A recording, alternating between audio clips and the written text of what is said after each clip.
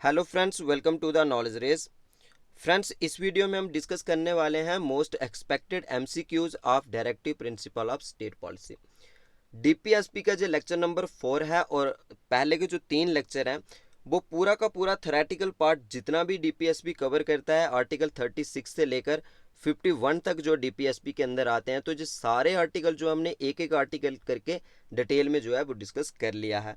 तो उम्मीद है कि वो सारे लेक्चर आपने देखे होंगे। अगर आपने वो सारे लेक्चर देखे हैं 3 के 3, तो आप इन जितने भी क्वेश्चन इसके अंदर हैं आप इजीली उन सबका आंसर जो है वो दे पाओगे। तो कोशिश कीजिए मेरे आंसर देने से पहले आप वीडियो को एक बार पॉज करके आंसर दीजिए और नीचे कमेंट सेक्शन में ज़रूर बताइए कि आपके कितने क्वेश्चन जो है वो ठीक हुए हैं। तो फ्रेंड्स, अगर आप पंचायत अकाउंट असिस्टेंट के एग्ज़ाम की प्रिपरेशन कर रहे हो तो पॉलिटिकल साइंस से जितना भी पोर्शन आपके सिलेबस के अंदर मेंशन था, तो उसका जो लास्ट वीडियो है सारे के सारे टॉपिक हम जो है ख़त्म कर चुके हैं। फंडामेंटल राइट को भी हमने ख़त्म कर लिया, डायरेक्टिव प्रिंसिपल को भी हम ख़त्म कर रहे हैं जिसका जो लास्ट लेक्चर है, और कॉन्स्टिट्यूशन फॉर्मेशन के ऊपर 7 से 8 वीडियो हैं वो सारा हम खत्म कर चुके हैं। 73rd अमेंडमेंट एक्ट 1992 का उसको भी हम डिटेल में कवर कर चुके हैं। तो ये पॉलिटिकल साइंस से जो वाला पोर्शन आता था, और जे से अगर हम देखें तो वहाँ पे पंचायत राज एक्ट 1989 भी इसी सेक्शन को कवर करता है। तो ये सारे टॉपिक जो है हम अपलोड कर चुके हैं। इन सबकी प्लेलिस्ट का लिंक जो है नीचे डिस्क्रिप्शन से आपको मिल जाएगा, ऊपर आई बटन से भी मिल जाएगा, जहां आप डायरेक्ट चैनल की प्लेलिस्ट के ऊपर जाके आप डिफरेंट वीडियोस को देख सकते हो। तो चलिए वीडियो को स्टार्ट करते हैं। बट इससे पहले कि अगर आप चैनल के ऊपर नए हो तो प्लीज़ यार चैनल को सब्सक्राइब करके वेल नोटिफिकेशन को भी ऑन कर लीजिए। आने वाले वीडियोस की नोटिफिकेशन आप तक पहुंच जाएगी। जो डिफरेंट कॉम्पिटिटिव एग्जाम के लिए कंटेंट इस चैनल का आपके लिए बहुत ही हेल्पफुल रहेगा। आप हमें फेसबुक, इंस्टाग्राम और टेलीग्राम के ऊपर भी फॉलो कर सकते हो। यहाँ पे भी हम अच्छी अच्छी पोस्ट करते रहते हैं जो आपके कम्पिटिटिव एग्जाम के लिए बहुत ही हेल्पफुल रहेंगी। और जितने भी लेक्चर हैं सबकी पीडीएफ और इस लेक्चर की भी पीडीएफ हमारे Telegram channel the Knowledge Race से एब्सोल्युटली फ्री ऑफ कॉस्ट आपको मिल जाएगी।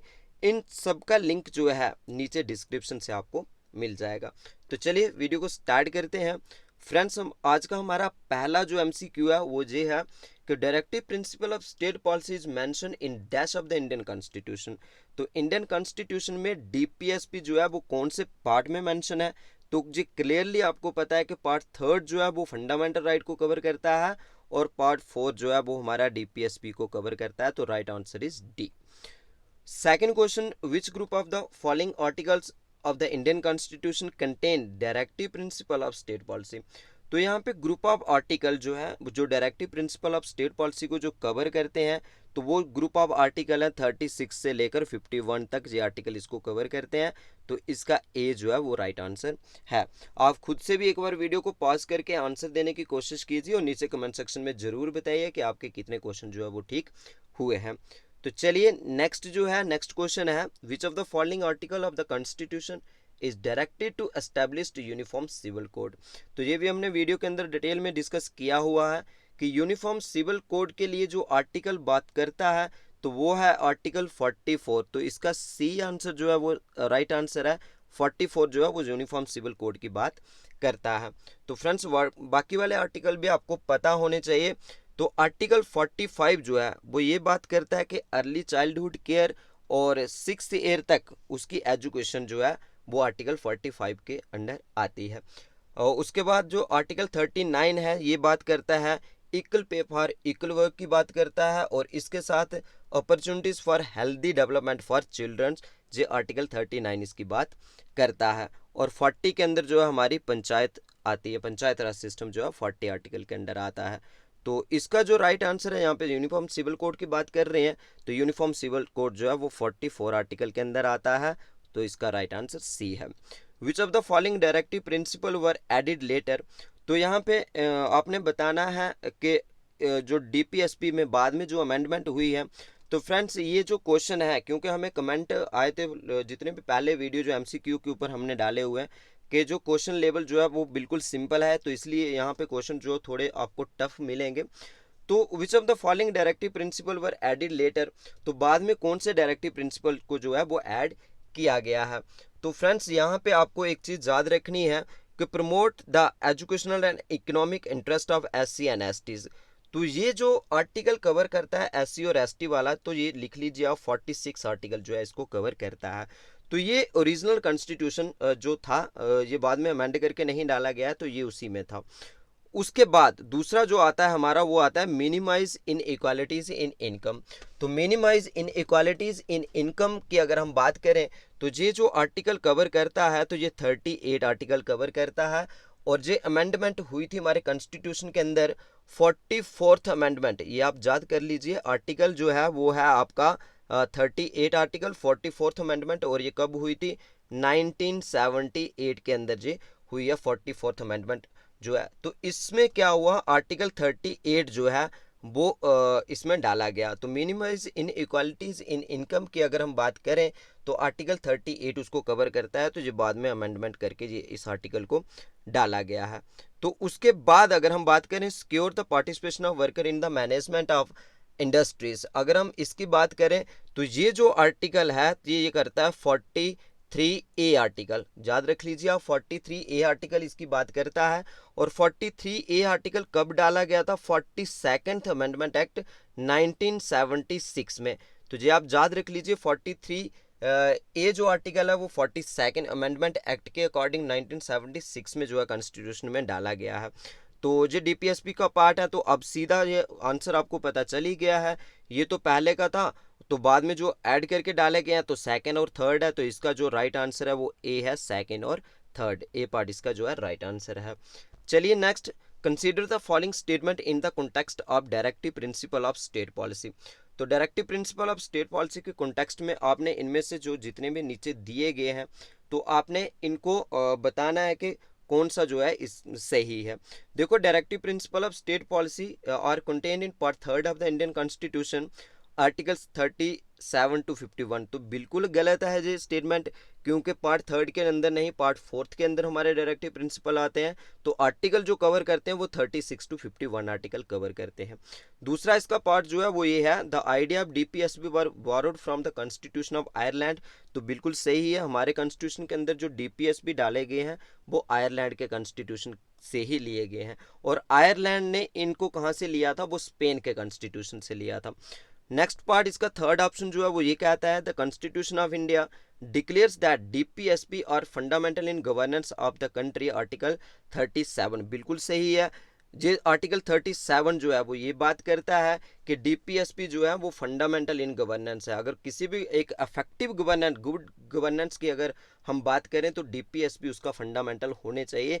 जो डीपीएसपी में लिखा गया है, सरकार को उन सब के ऊपर काम करना है और लोगों को वो चीज़ें प्रोवाइड करनी है। उसके बाद both the legislature and executive should apply DPSB while making the implementing policies in social and economic sphere. तो ये भी बिल्कुल सही है, जब भी लेजिस्लेचर ऑर्गन अगर हमारा सरकार का यहाँ पे हमारे लॉ जो बनते हैं, तो एग्जीक्यूटिव यहाँ पे इम्प्लीमेंट होते हैं। तो इन दोनों को अपनी पॉलिसीज बनाते समय तो हमें डीपीएसपी का जो है वो ध्यान रखना चाहिए। तो while making the implementing policy social and economic sphere, तो सोशल एंड इकोनॉमिक स्पेयर के ऊपर जब भी ये पॉलिसीज बनाएं तो डीपीएसपी को वो लागू करें। तो बिल्कुल सही है ये भी। तो इसका जो है एक ही इसका फर्स्ट वाला जो है वो गलत है, बाकी सारे सही हैं। तो सेकंड, थर्ड और फोर्थ इसका बिल्कुल, इसका जो राइट आंसर है वो है सी, क्योंकि सेकंड, थर्ड और फोर्थ स्टेटमेंट इसकी करेक्ट है। चलिए next, which of the following is mismatched. इनमें से कौन सा है जो मिसमैच्ड है, तुझे आपको बताना है। आर्टिकल 40 जो है, article 40 the formation of the village panchayat, बिल्कुल आर्टिकल 40 विलेज पंचायत की बात करता है। 44 जो है वो यूनिफॉर्म सिविल कोड की बात करता है, बिल्कुल सही है। और उसके 41 जो है organisation of agriculture and animal husbandry, बिल्कुल गलत है। ये जो आर्टिकल है organisation of agriculture and animal husbandry, जो 41 में नहीं आता है, जो 48 में आता है। तो ये आप याद रख लीजिए। और 39A जो है वो good justice and free legal add, बिल्कुल सही है। तो इसमें मिसमैच का पूछा है, तो मिसमैच जो इसका सी है, क्योंकि ये 41 में नहीं 48 के अंदर जो आता है। तो इसका राइट आंसर जो है वो सी है।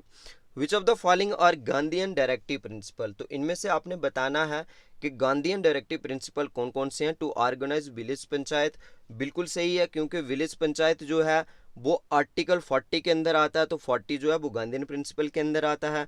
To secure opportunities for healthy development of children, तो ये जो हेल्दी डेवलपमेंट ऑफ चिल्ड्रन, तो ये कौन सा आर्टिकल कवर करता है? ये आर्टिकल 39 इसको जो है कवर करता है। और उसके बाद टू प्रमोट कॉटेज इंडस्ट्रीज की अगर हम बात करें तो आर्टिकल 43 जो है इसको कवर करता है।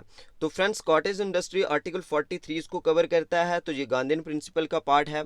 और आर्टिकल 40 जो है वो कवर करता है पंचायत को। अभी तो हमने यहाँ पे ये चीज़ देखी है ऊपर, पंचायत, विलेज पंचायत, तो ये आर्टिकल 40 इसको कवर करता है। तो आर्टिकल 40 जो है वो कवर करता है इसको, तो ये भी इसका सही आंसर है। तो गांधीयन प्रिंसिपल के अंदर फर्स्ट और थर्ड ही आता है, क्योंकि थर्ड ये वाला जो है secure opportunities for healthy development of children article 39 इसको कवर करता है। और ये 39 जो है गांधीयन प्रिंसिपल में नहीं बल्कि सोशलिस्टिक प्रिंसिपल के अंदर ये आता है। तो इसका जो राइट आंसर है वो फर्स्ट एंड थर्ड है, तो इसे सी इसका जो है वो राइट आंसर है, फर्स्ट एंड थर्ड। तो चलिए फ्रेंड्स नेक्स्ट क्वेश्चन को देखते हैं। नेक्स्ट क्वेश्चन जो है which one of the following is an incorrect statement, इनमें से कौन सी इनकरेक्ट स्टेटमेंट है, तो आपको वो बतानी है। The word socialist was incorporated into the preamble by 42nd Amendment Act 1976। तो बिल्कुल सही है, प्रियम्बल को हमारा एक बार ही अमेंडमेंट हुई है, प्रियम्बल में एक ही बार उसको अमेंड किया गया है। और प्रियम्बल के ऊपर भी पूरा का पूरा लेक्चर हमने अपलोड किया है कॉन्स्टिट्यूशन फॉर्मेशन के अंदर, नीचे डिस्क्रिप्शन में आपको प्लेलिस्ट मिल जाएगी, तो वहाँ से जाके आप देख सकते हो। और आपके पंचायत अकाउंट असिस्टेंट के सिलेबस में वो टॉपिक भी है। तो हमारा जो प्रियम्बल है 42nd अमेंडमेंट एक्ट 1976 में उसको अमेंड किया गया था, जिसके अंदर सोशलिस्ट, सेकुलर और इंटीग्रिटी वर्ड जो है 3 वर्ड जोड़े गए थे। तो ये स्टेटमेंट बिल्कुल सही है। 73rd and 74th amendment act, 73rd जो अमेंडमेंट एक्ट इसके ऊपर भी 6 से 7 वीडियो हमने अपलोड किए हैं। 73rd अमेंडमेंट एक्ट पंचायत राज सिस्टम, इसकी भी जो है नीचे डिस्क्रिप्शन से आपको प्लेलिस्ट का लिंक मिल जाएगा, आप इन वीडियोस को देख सकते हो जो आपके पंचायत अकाउंट असिस्टेंट के सिलेबस में मेंशन भी है। तो 73rd और 74th अमेंडमेंट एक्ट जो बोल रहे हैं ये, तो ये बोल रहे हैं 1997 में हुआ, तो ये बिल्कुल गलत स्टेटमेंट है, क्योंकि 73rd और 74th जो अमेंडमेंट एक्ट हुआ है वो 97 में नहीं 1992 के अंदर हुआ है, तो ये आपको याद रखना है। नेक्स्ट जो है बोल रहे हैं 86th अमेंडमेंट एक्ट जो है 2002 change the subject matter of article 45। तो बिल्कुल सही है, आर्टिकल 45 को इसने चेंज किया 86th अमेंडमेंट एक्ट 2002 में जो हुआ। तो इन्होंने जो 45 के अंदर अभी जो 6 ईयर के बच्चों को जो एलिमेंट्री एजुकेशन की बात होती है, अर्ली चाइल्डहुड केयर और education up to the age of 6 year, और उसके बाद जो इसी अमेंडमेंट ने 86th अमेंडमेंट एक्ट ने 2002 ने एक नया आर्टिकल हमारे फंडामेंटल राइट के अंदर डाला है, वो डाला है 21A। और इस 21A के अंदर क्या आता है, फ्री एंड कंपलसरी एजुकेशन आती है, वो 6 से लेकर 14 ईयर के बच्चों को जो फ्री एंड कंपलसरी एजुकेशन मिलती है, और जो अब फंडामेंटल राइट है। तो ये भी बिल्कुल सही है। और इसकी जो लास्ट स्टेटमेंट है वो है to promote equal justice and to provide free legal aid to the poor article 39A। तो ये भी बिल्कुल सही है। तो इसमें से जो इनकरेक्ट स्टेटमेंट थी वो इसका बी आंसर है, क्योंकि ये जो बी है यही जो 73rd और 74th 1997 में नहीं 1992 में हुआ है, तो यही इसका राइट आंसर है। चलिए नेक्स्ट जो है which one of the following statement is not correct recording the directive principle. तो डायरेक्टिव प्रिंसिपल के कॉन्टेक्स्ट में इनमें से कौन सी स्टेटमेंट जो है वो करेक्ट नहीं है, ये आपको बताना है। डीपीएसपी जो है directive principle of state policy are the non justiciable that is they are not legally enforceable by the court for their violation. तो बिल्कुल सही आंसर है। जो डीपीएसपी हमारे नॉन जस्टिसेबल पार्ट के अंदर आते हैं, जो कोड इनको लीगली एनफोर्स नहीं करवा सकता है। दूसरा डीपीएसपी जो है required legislation for their implementation they are not automatically enforce. तो ये भी बिल्कुल सही है, ये हमने वीडियो के अंदर डिटेल में डिस्कस किया भी है कि डीपीएसपी जो है वो ऑटोमेटिकली एनफोर्स नहीं होते हैं। इससे पहले वाला जो डिफ्रेंशिएट करके हमने लेक्चर डाला है, इससे पहले वाला कल का वीडियो है वो, जिसमें directive principle fundamental right versus directive principle of state policy, तो आप एक बार उस वीडियो को जरूर देख लीजिए। डायरेक्टिव प्रिंसिपल और फंडामेंटल राइट आपके बिल्कुल जो है वो क्लियर हो जाएंगे। इससे पहले वाला 15 के 18 मिनट का वीडियो है, आप उसको देख लें, उसका ऊपर आई बटन में आपको लिंक भी मिल जाएगा, और लास्ट में जब वीडियो खत्म होगा वहां से भी आपको वो वीडियो जो है स्क्रीन के ऊपर मिल जाएगा। तो चलिए फ्रेंड्स नेक्स्ट जो टॉपिक है वो है DPSP aim is to establishing political democracy in the country. तो ये बिल्कुल गलत आंसर है, क्योंकि पॉलिटिकल डेमोक्रेसी जो है वो हमारे फंडामेंटल राइट जो है वो प्रोवाइड करते हैं। और social and economic justice provide करना वो डीपीएसपी का काम होता है, और पॉलिटिकल डेमोक्रेसी जो है वो प्रोवाइड करना हमारे किसका काम होता है, फंडामेंटल राइट का काम होता है। तो ये डीपीएसपी के पार्ट में नहीं आता है। The court can not be declared law violative of any of the directive principle as unconstitutional invalid. तो बिल्कुल जो कोर्ट जो है डीपीएसपी को लेके किसी भी, जैसे फंडामेंटल राइट के केस में होता है, तो लास्ट वाले वीडियो में जो डायरेक्टिव प्रिंसिपल और स्टेट पॉलिसी डीपीएसपी का है, आप जरूर एक बार देख लीजिए, सारी चीज़ें उसके अंदर हमने डिस्कस की हुई हैं। तो यहाँ पे जो है अभी ये क्वेश्चन पूछ रहे हैं कि इनमें से कौन सी स्टेटमेंट सही नहीं है, तो इसका जो सी जो है वो राइट आंसर है, क्योंकि ये वाली स्टेटमेंट सही नहीं है, क्योंकि पॉलिटिकल डेमोक्रेसी फंडामेंल राइट के अंदर आता है। नेक्स्ट जो है question number 10, consider the following statement. तो ये आपको बताना है 86th amendment act 2002 stated that the state shall endeavor to provide early childhood care and education for all children until they complete the age of 6 year। तो ये अभी हमने देखा, बिल्कुल राइट है। तो दूसरा जो बात कर रहा है, तो दूसरी ये स्टेटमेंट ये है, the 44th amendment act 1978 added one more directive principle which requires the state to minimize inequalities in income status facilities and opportunities. तो ये जो अभी हमने पिछली स्लाइड के अंदर इसको आर्टिकल 38 को डिस्कस भी किया है। तो 38 जो है वो 44th अमेंडमेंट एक्ट 1978 में डाला गया, तो बिल्कुल राइट आंसर है ये। तो इसकी दोनों के दोनों स्टेटमेंट जो है वो सही है, both first and second is right. Next question आता है friends, which of the following example of implementation of directive principles. देखो ये जितने भी जो एक्ट बनाए गए हैं, तो इनमें से कौन से एक्ट हैं जो डीपीएसपी को लागू करने के लिए बनाए गए हैं। तो हमने लास्ट वीडियो में भी डिस्कस किया हुआ है कि डीपीएसपी जो है वो ऑटोमेटिकली जो इम्प्लीमेंट नहीं होते हैं, उनके लिए अलग से लेजिस्लेशन, अलग से एक्ट बनाने की ज़रूरत होती है। फंडामेंटल राइट जितने भी हैं वो सारे के सारे ऑटोमेटिकली जो है वो इम्प्लीमेंट हो जाते हैं, किसी भी तरीके की अलग से लेजिस्लेशन की ज़रूरत नहीं पड़ती है। तो प्लानिंग कमीशन आया, बिल्कुल सही है, प्लानिंग कमीशन डीपीएसपी को ही लागू करता है। वाइल्ड लाइफ प्रोटेक्शन एक्ट, तो डीपीएसपी का आर्टिकल जो है वाइल्ड लाइफ प्रोटेक्शन की भी बात करता है, तो इसको लागू करने के लिए 1972 में सरकार ने एक एक्ट लाया। 73rd अमेंडमेंट एक्ट 1992 आर्टिकल 40 को जो है प्रैक्टिकल शेप देने के लिए इसको बनाया गया। Child labour prohibition and regulation act, तो चाइल्ड लेबर की भी प्रोटेक्शन डीपीएसपी देते हैं, तो ये 1986 में इस एक्ट को भी लाया गया, तो ये भी डीपीएसपी को लागू करता है। तो इसके जो है सारे के सारे सही हैं, तो ऑल ऑफ द अबव जो है राइट आंसर है। नेक्स्ट देखते हैं, which of the following is are true, इनमें से कौन सा सही है। तो India did not possesses sufficient financial resources to implement DPSP at start of the constitution. तो बिल्कुल सही, डीपीएसपी जो है वो इसमें इतनी वेलफेयर और इतनी ब्रॉड लेवल पे जाके बात की गई थी वेलफेयर की, तो इंडिया के उस टाइम इतना फाइनेंशियल रिसोर्सेज नहीं था, तो जो है वो डीपीएसपी जो है एक लीगली उसको एनफोर्स करते, क्योंकि अगर जो लीगली होता तो कोई भी कल उठ के जो है वो कोर्ट में पहुंच जाता, भाई आपने जो है इंटरनेशनल पीस एंड सिक्योरिटी की बात करते हो आर्टिकल 51 के अंदर, तो वो भी मिल नहीं रहा, क्योंकि इंटरनेशनल पीस एंड सिक्योरिटी तो है नहीं है, तो चलो कोर्ट में। 45 जो है अगर आपको अर्ली चाइल्डहुड केयर की बात करता है, तो अगर वो आपको नहीं मिल रहा तो कोर्ट में पहुंच जाओगे, अगर पंचायत राज सिस्टम नहीं है तो कोर्ट में पहुंच जाओगे। तो जितने भी जो वेलफेयर की एक्टिविटीज़ हैं, और भी बहुत सारे हैं, जितने भी लेक्चर हमने 3 अपलोड किए हैं पहले, तो एक एक पॉइंट डिटेल में डिस्कस किया हुआ, तो ये जो है इतना नहीं था, इतने रिसोर्सेज के इनको जो है वो कोर्ट के थ्रू इम्प्लीमेंट करवाया जाता। दूसरा, B R Ambedkar recommended divisions of in individual rights into justiciable and non justiciable. तो इनमें से जो है ट्रू कौन सी है, तो फ्रेंड्स यहाँ पे सिर्फ और सिर्फ फर्स्ट ही जो है वो ट्रू है।